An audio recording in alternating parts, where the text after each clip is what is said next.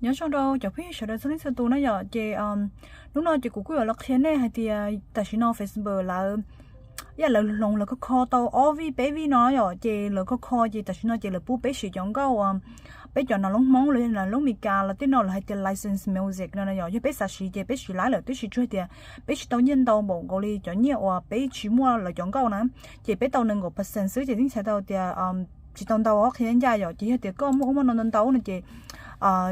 giờ thì có cho có đại video ấy chỉ mới đã chỉ mới là tên cao này có tao nhân tao chao thì hiện tại là nói thế nên thứ nên cho nó nói rồi thì chỉ nên chỉ cho cao này chỉ nên là tao muốn sai là khó khăn nó video có thể tại nó kia nhiều khó khăn lúc vì nó kia sao cũng mua bây giờ bé đại video nó nhỏ Facebook hay tiệt của xin cao đó chỉ để bé đại video đó cũng chỉ xin cao lên nữa chỉ là chỉ hay tiệt là một của cho nhiều share tao một đâu tụ chữ tụ rifle owner là tiệt họ license music đây của tao nâng 1% nữa thế chỉ của tôi muốn sai là của cho video đó cũng chỉ xin cao lên nữa chỉ của khi bé mua chỉ ông thấy sắp rồi bây giờ tao sẽ với tụi nhỏ nên nó nè bây giờ tao với tụi nhỏ nên nó thằng bé một đâu với tụi Facebook giờ tụi personal nó nhỏ chỉ của muốn được kỹ một đâu của tụi page nữa cho họ của page tao nhiên đó nó mới tụi page đó chỉ page nó page của cho video nó nhỏ chỉ thằng bé là sao tụi page nó nên chỉ của đã một tàu số tụi nhỏ nên nó ý liền gì á chỉ tàu tụi nhỏ mình nhỏ nên nó ta chỉ của một đâu mấy là business su nó nhỏ ok còn nó chỉ có bé một sáng nha thêm một sáng bé cho video tới nó chỉ thầu là cho lên nó lỡ nó chỉ cô này nó dùng một trong tập họ thì auto nó nhỏ khó nó là khó bé cái này auto tổ sáng tàu nó nè ok tổ sáng nó lỡ chỉ cũng một khó auto nó chỉ cũng tàu khó auto nó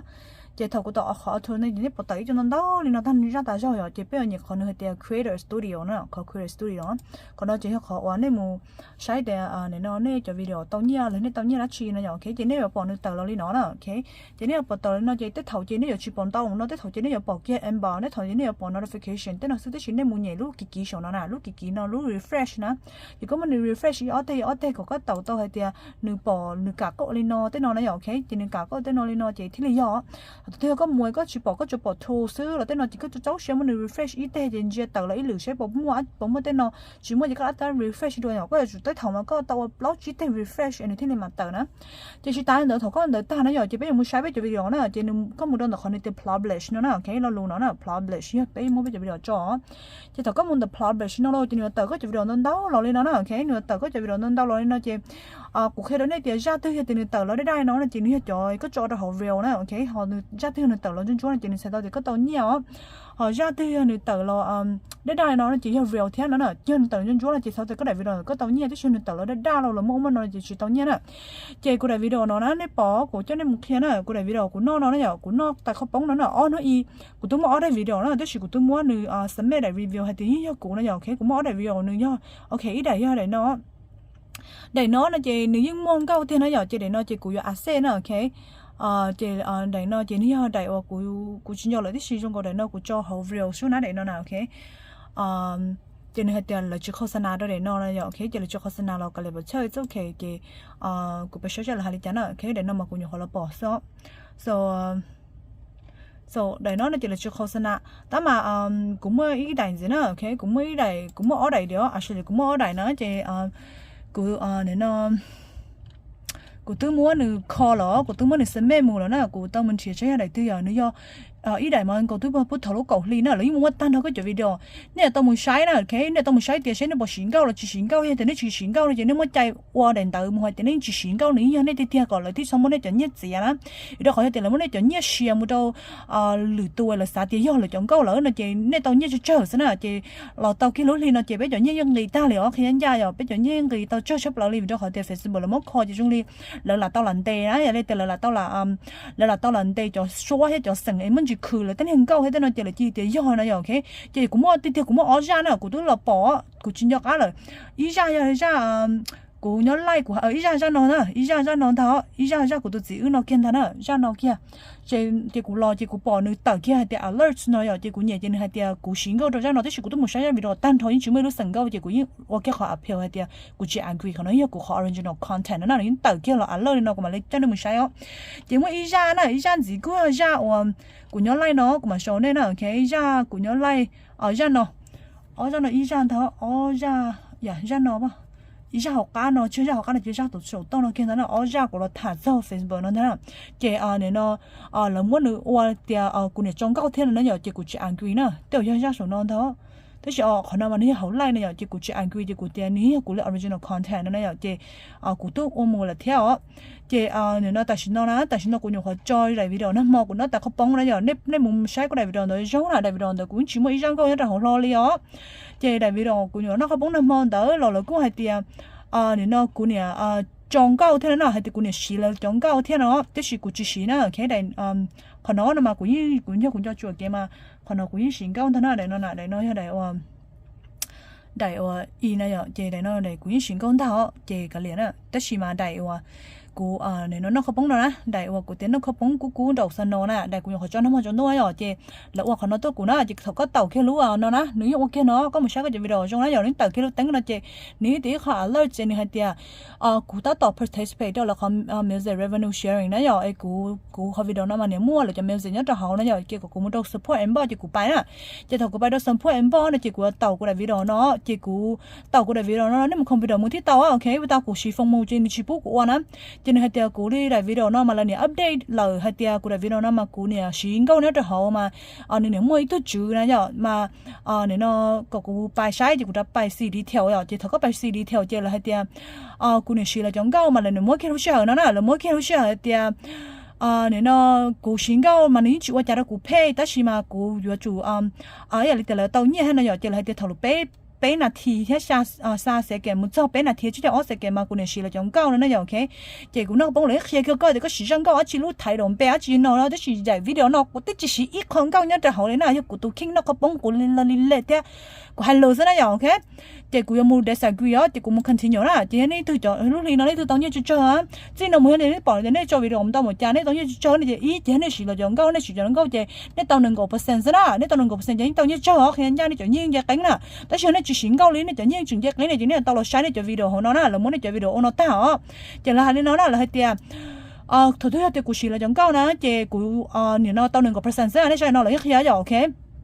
vậy tôi chữ liệu tao ha chỉ là cho khi có yêu báo hết là cho chính tổng đâu yêu có yêu báo thế này ok chỉ thầu trong nó chỉ có yêu cho anh hay thì những sự là giống câu chỉ có khăn nhiều na chỉ có yêu muốn nhẹ lắm một bé khó thiết ý này chỉ hay tiệt có những giàu xia hay tiệt có này nó xia nhẹ là thì có giàu xia phải nhẹ nữa nè ok vì họ có những sự là giống câu chỉ có giàu xia phải nữa nè họ thiết ở thì có chỉ giàu xia là còn nó họ tiệt smart display nó chỉ giàu xia được chỉ giàu xia là giống câu nữa chỉ có thiết bé vậy có chỉ giàu xia mất rồi lớn nó thế có chỉ sáng mất rồi đó họ tiệt có tập percent cho thầu thì có số mất đại video chết tờ nó nói ok,แต่是cố này chỉ cố muốn xem mấy đại display ở đó họ cố chỉ xin cao nè, chỉ thầu cố muốn xem mấy đại display nó nên chỉ nên hai tiền the video will continue to monetize but its ad revenue will be held separate until the display is resolved. Chỉ nếu như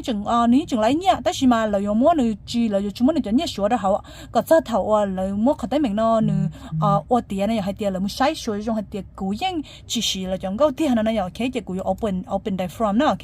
chỉ thầu cố open the front nó là ok, chỉ cố open the front nó chỉ nên review segments of your video and add them to your display if you feel you own the right to content nó nói ok,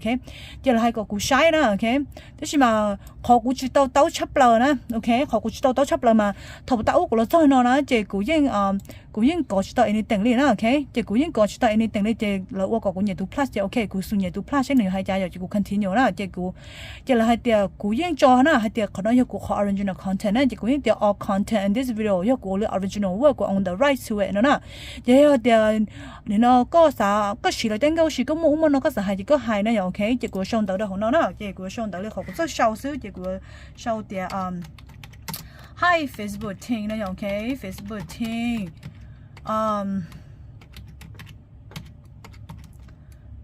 hi Facebook team, please review and check plus listen to my video because I did not use any music or sound in my original video at all. It's my original work.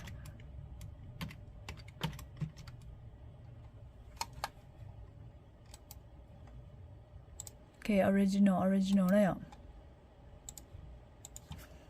I happy. I am not happy and disagree with what you I am not happy and disagree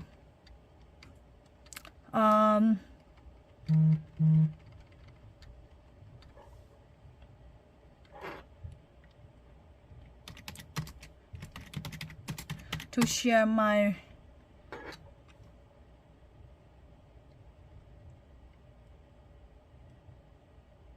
I am not happy and disagree because this is my original word.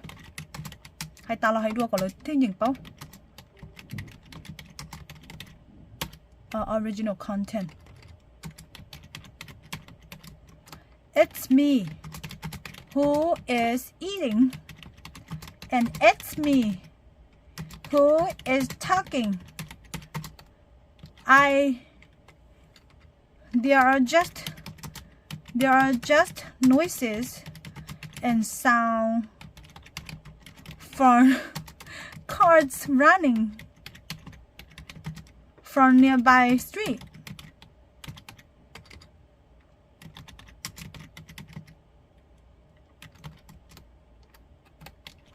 Please check carefully. Please investigate. I call it investigation. Please investigate carefully. Thank you. Okay, cô hãy nói sự cô kinh đó mi cái gì cô hãy khó cô kinh xí nè. Cô hãy cho là sĩ chúa có cô and so foreign cards. Cô kinh gì cô hãy cho là tao cho cô là tao cô xí. Hi Facebook team, please review and check my video plus listen.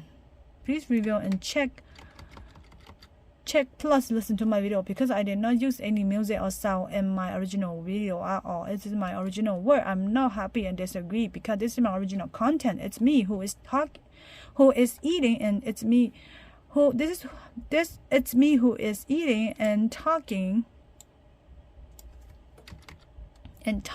There are just noises and sounds from cars running from nearby street. Please investigate. Okay, hai có lời cô này. Please investigate carefully. Thank you. Nó okay. Chị cô hai lên nó cũng happy nè. Okay, chị cô happy chị cô chơi luôn bao nó hai tiệt cũng cả share tên là hai nữa nè. Okay, chị cô submit. Okay, chị thằng có submit nó ta lo chị lại nè. Okay, because chị允许到中国天呢，chị到submit nó. Okay, chị cô submit nó. Okay, chị giờ là hai tiệt cô nó mà xí là trang cao đi nó nè. Okay, cô mà xí là trang cao đi nó lúc sáng đi nó chị này nó lý nó nè. Okay, là mà lý update của hiện tại là make a decision lý trả nè. Okay, chị là hai lý nó đâuอยู่nè. chị trả xin nó chị use close thế. Thằng thứ mà đã có là sai đồ là so chị lý nó nè. Okay, chị nên thứ